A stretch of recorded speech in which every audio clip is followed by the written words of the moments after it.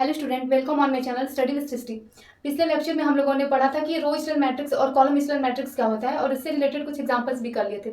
आज हम पढ़ेंगे कि रो रिड्यूस्ड इचेलन मैट्रिक्स और कॉलम रिड्यूस्ड इचेलन मैट्रिक्स क्या होता है और उससे रिलेटेड कुछ एग्जांपल करेंगे हम। तो चलिए देखते हैं कि रो रिड्यूस्ड इचेलन मैट्रिक्स क्या होता है।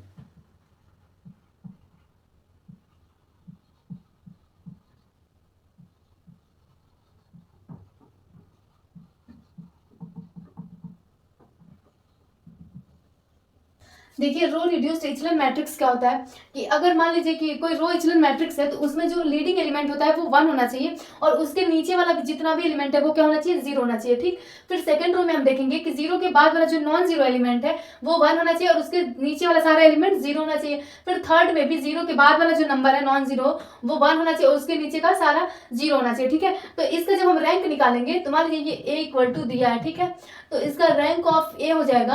अगर हम इसका रो रैंक निकालेंगे तो क्या होता है, row rank equal to number of non zero rows. तो number of non zero rows कितना है, ये 1 2 और 3। तो number of non zero row 3 है तो हमारा रैंक क्या होगा, ये 3 होगा। ठीक है, फिर इसमें कॉलम रिड्यूस्ड इचेलन मैट्रिक्स देखेंगे हम। इसमें क्या करेंगे, देखिए ये लीडिंग एलिमेंट इसमें 1 होना चाहिए। ठीक है, फिर इसके बाद वाला इसके राइट साइड में जितने भी एलिमेंट है वो 0 होना चाहिए और इसमें इस मैट्रिक्स में क्या होना चाहिए कि जो राइट साइड में हमारे मतलब कि जो ये नॉन जीरो कॉलम है इसके राइट साइड में लास्ट वाला जो कॉलम है वो सारा का सारा 0 होना चाहिए। ठीक है, और इससे मान लीजिए लास्ट वाला कॉलम 0 है, ठीक है, तो इसके लेफ्ट में 0 की संख्या कम होनी चाहिए। जैसे कि मान लीजिए इसमें कितना है, 1 2 3 4 5 0 है। ठीक है, फिर इससे जब लेफ्ट गया तो 3 0, उससे कम हो गया, फिर इसके लेफ्ट आया तो 2 और इसके लेफ्ट आया तो एक भी 0 नहीं है। फिर जब हम सेकंड कॉलम में जाएंगे तो जो ये लीडिंग एलिमेंट इसमें 1 है इसके बाद वाला सारा एलिमेंट 0 होना चाहिए सारा कॉलम इस कॉलम में। ठीक है, फिर उसके बाद से जब हम थर्ड वाले में आएंगे तो इसमें क्या है कि ये 1 के बाद वाला 0 होना चाहिए। तो ये हमारा कॉलम रिड्यूस्ड इचेलन मैट्रिक्स हो जाएगा। इसमें क्या है, अगर हम इसका कॉलम रैंक निकालेंगे तो जैसे मान लीजिए a इक्वल टू दिया है, अगर हम इसका रैंक ऑफ ए फाइंड करना है हमको तो देखिए इसमें रैंक मतलब कॉलम रैंक इक्वल टू क्या होता है कि number of non zero column. तो number of non zero column कितना है, ये 1 2 और ये 3। 3 कॉलम ऐसे हैं कि जो पूरे के पूरे 0 नहीं है, तो हम क्या करेंगे, इसको rank of A equal to 3 आ गया। अब चलिए इससे रिलेटेड कुछ एग्जांपल देख लेते हैं। कल हम पहला और दूसरा एग्जांपल कर लेते हैं, आज तीसरा करेंगे। तीसरा क्या दिया, a इक्वल टू कोई मैट्रिक्स दिया, ठीक है, reduce to row reduced echelon form and find its rank. इसको हमको रो रिड्यूस्ड फॉर्म में कन्वर्ट करना है और उसके बाद से इसका रैंक फाइंड करना है। ठीक, सबसे पहले क्या करेंगे, हम इसको रो रिड्यूस्ड इचेलन फॉर्म में कन्वर्ट करेंगे। ठीक है, इसके लिए क्या करना है हमको कि जो फर्स्ट एलिमेंट है, जो लीडिंग एलिमेंट है इसमें वो 1 होना चाहिए। ठीक, तो हम इसमें देखेंगे कि ये सारा का सारा 0 है। अब क्या करेंगे हम कि कोई भी ऐसा ऑपरेशन इस पे अप्लाई करेंगे तो क्या है, इसको हमको रो रिड्यूस्ड बनाना है ना, तो रो रिड्यूस्ड में हम केवल रो ऑपरेशन को अप्लाई कर सकते हैं, कॉलम ऑपरेशन को अप्लाई नहीं करेंगे। ठीक है, तो अब देखिए हम कोई भी ऑपरेशन अगर यहाँ लगाते हैं तो ये 1 नहीं बन पाएगा। ठीक, तो जब ये 1 नहीं बन पाएगा तो इसके जस्ट बाद वाला जो कॉलम है तो इसको ही हम क्या करेंगे, लीडिंग एलिमेंट मान लेंगे। ठीक, अब इसको जब हम लीडिंग एलिमेंट मान लेंगे तो अब हम क्या करेंगे कि इसके जो नीचे वाला है इसको हम सारे के सारे को हमको 0 बनाना है।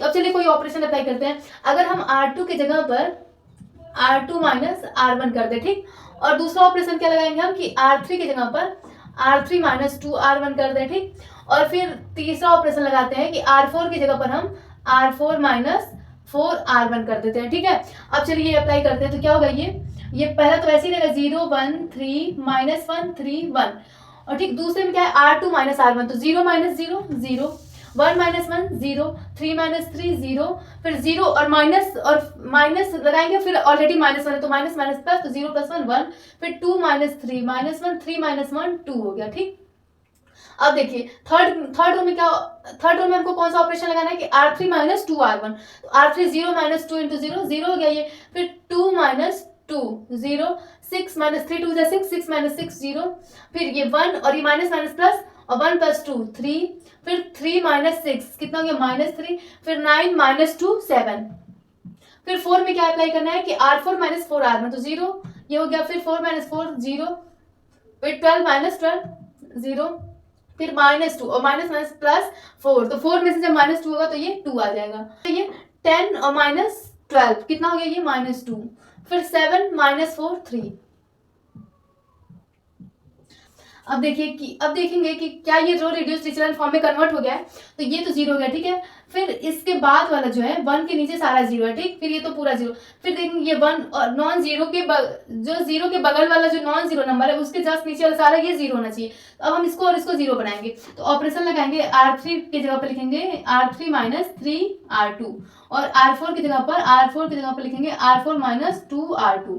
अब लगाइए, देखिए ये 0 0 0 0, ठीक। फिर ये 1, ये 3 माइनस 1 3 1, ये 0 0 1 माइनस 1 2। अब देखिए R3 माइनस 3R2 0, ये भी 0, 3 माइनस 3 0, फिर माइनस 3 और ये माइनस माइनस प्लस 3, ठीक है। तो ये भी क्या हो गया हमारा 0 हो गया। फिर 7 और माइनस 3 2 6 तो 1 हो गया ये।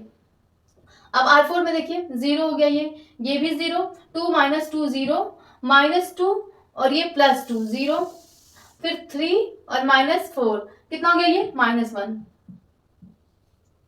अब देखिए क्या ये रो रिड्यूस डिफरेंट फॉर्म में दिख रहा है, तो ये 0, 1 के नीचे सारा 0, फिर 0 के बगल वाला जो नॉन जीरो नंबर है उसके जस्ट नीचे का सारा 0 हो गया, ठीक है। फिर इसके नीचे अब 0 के बगल वाला जो नॉन जीरो नंबर है उसके नीचे का एलिमेंट 0 होना चाहिए ना, तो ये माइनस 1 है। तो अब हम क्या करेंगे, इसकी जगह पर R4 की जगह पर हम लगाएंगे R4 प्लस R3, ये ऑपरेशन लगाएंगे हम। तो ये ऑपरेशन लगाने के बाद से क्या होगा ये कि ये 0 1 3 माइनस 1 3 1 0 0 0 1 माइनस 1 2, फिर 0 0 0 0 0 1, फिर ये 0 0 0 0 0 और माइनस 1 प्लस 1 0। आप देखिए क्या ये रो रिड्यूस डिफरेंट फॉर्म में आ गया है। तो देखिए यहाँ पर जो लीडिंग एलिमेंट है उससे नीचे का सारा एलिमेंट 0 हो गया, ठीक है। फिर 0 के बाद जो नॉन जीरो नंबर है उसके नीचे का सारा 0, फिर 0 के बाद नॉन जीरो नंबर उसके नीचे का 0। तो ये हमारा रो रिड्यूस्ड इचेलॉन फॉर्म में कन्वर्ट हो गया, ठीक।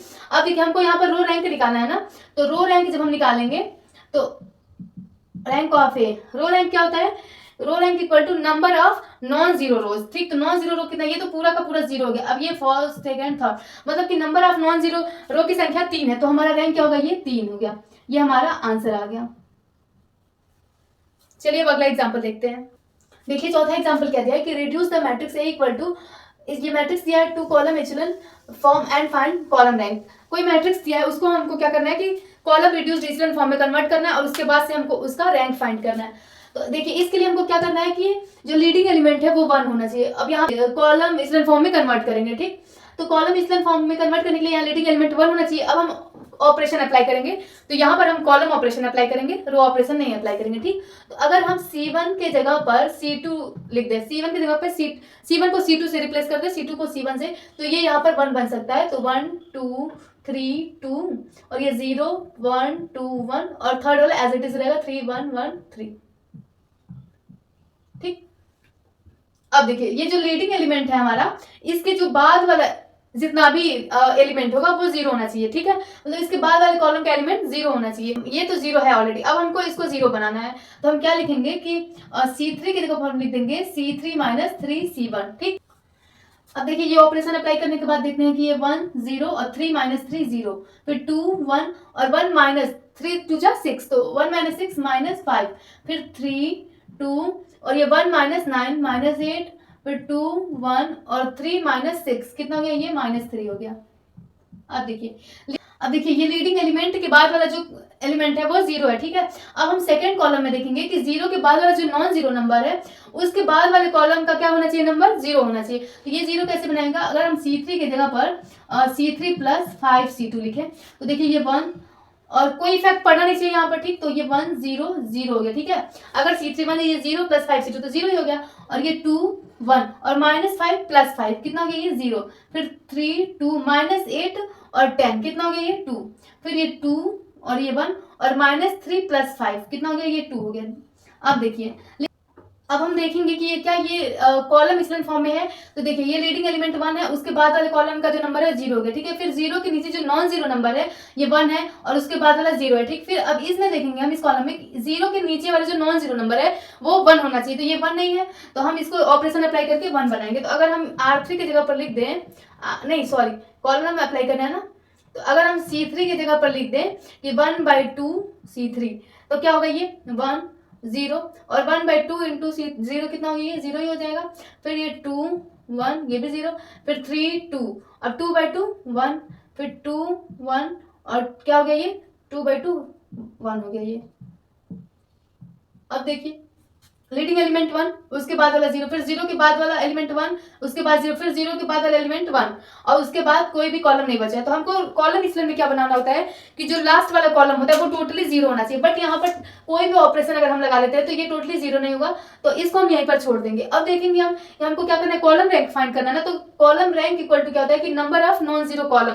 अब देखेंगे कि कितना कॉलम है जो कि 0 नहीं है, तो नॉन जीरो कॉलम 1 2 3, तो 3 number of non zero column है, तो रैंक हमारा 3 हो जाएगा। Rank of A equal to 3, ये हमारा आंसर हो गया। तो आज की वीडियो में बस इतना ही, फिर मिलेंगे कल नए वीडियो के साथ। आई होप आज का वीडियो आप लोग को पसंद आया होगा, and thanks for watching my video.